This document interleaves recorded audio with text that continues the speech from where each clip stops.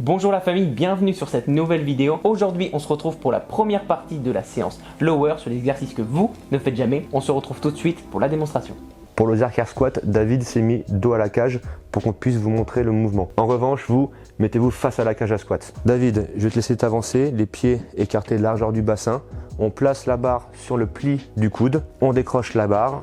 On avance, les pieds écartés de la largeur du bassin, voire un peu plus large. Les coudes serrés fort contre les côtes, abdominaux bien gainés, le regard fixé loin devant. Et là, comme pour un squat classique, vous descendez les fesses à hauteur des genoux et on remonte.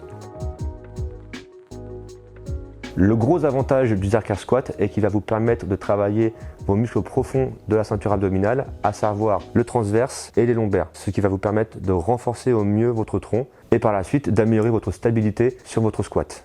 Nous sommes partis pour un Roman Deadlift, connu aussi sous le nom d'un soulevé de terre jambes tendues que nous allons réaliser en unilatéral à l'aide d'une barre, mais que vous pouvez également faire avec des haltères. Pour l'exécution de ce mouvement, vous allez placer une jambe derrière votre corps, posée sur le banc pour vous stabiliser, avoir l'autre pied ancré dans le sol, appuyé sur votre talon. La prise de la barre est largeur des épaules ou légèrement plus large en prise pronation. Le torse est bombé, les omoplates resserrées, la sangle abdominale gainée et vous allez effectuer un mouvement de flexion de la hanche en basculant les fessiers vers l'arrière et en gardant la barre proche de votre corps. C'est un exercice qui va vous permettre d'activer toute la chaîne postérieure de votre corps en partant de la zone lombaire, mais également un travail d'étirement sur le moyen et le grand fessier, mais aussi un travail sur les quatre chefs des ischio-jambiers, c'est-à-dire de l'arrière de votre jambe, que ce soit le biceps fémoral, le chef long et le chef court, mais également le semi-tendineux et le semi-membrane. Le travail en unilatéral vous permet d'avoir un meilleur focus sur l'étirement de vos fessiers et de vos ischio-jambiers, mais également une meilleure connexion neuromusculaire. Donc pour cet exercice, oubliez tout de suite les charges lourdes. Je recommande cette variante en utilisant des charges légères pour les personnes qui auraient du mal à ressentir leurs ischio-jambiers. On se retrouve pour le Somersault Squat. Le Somersault Squat, nous allons l'exécuter ici dans le cadre guidé. Si comme David, vous présentez un manque de mobilité ou de souplesse au niveau des chevilles, alors je vous conseille d'utiliser des disques pour surélever les talons. Vous allez placer les disques directement alignés sous la barre. Vos talons sont placés directement au bord des disques, la barre placée dans les hanches. Une fois en place, fléchissez les jambes, le regard fixé entre les jambes, le menton bien rentré, écrasez les talons au sol et montez les fesses vers le haut. Attention, ici sur ce mouvement, ce n'est pas une flexion ni une extension des hanches, mais bien une flexion et une extension des genoux. Le Somersault Squat est un excellent mouvement d'isolation qui va vous permettre de recruter vos quadriceps et plus principalement le vaste externe. Nous sommes partis pour un mouvement de hack squat que nous allons réaliser à l'aide d'une barre. Contrairement à ce que la plupart des pratiquants ont l'habitude de le voir se réaliser sur une machine, aujourd'hui nous repartons sur les classiques. La barre est au niveau de vos talons.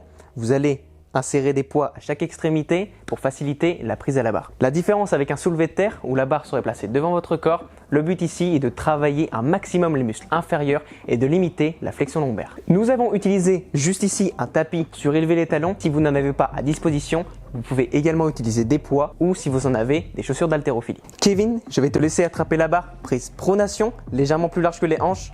Les talons sont ancrés dans le sol, le bassin basculé vers l'arrière, les omoplates resserrées et tu vas effectuer un mouvement de poussée verticale en resserrant tes omoplates en haut du mouvement et en gardant la barre proche de ton corps. Le dos reste droit du début à la fin du mouvement et vous retenez la phase excentrique pour maximiser le travail sur vos quadriceps. C'est un exercice qui va travailler, comme je viens de le citer, vos quadriceps principalement dû à l'élévation de vos talons, mais comme tout exercice polyarticulaire, vous allez également engager les fessiers, les ischio-jambiers, les adducteurs et les mollets.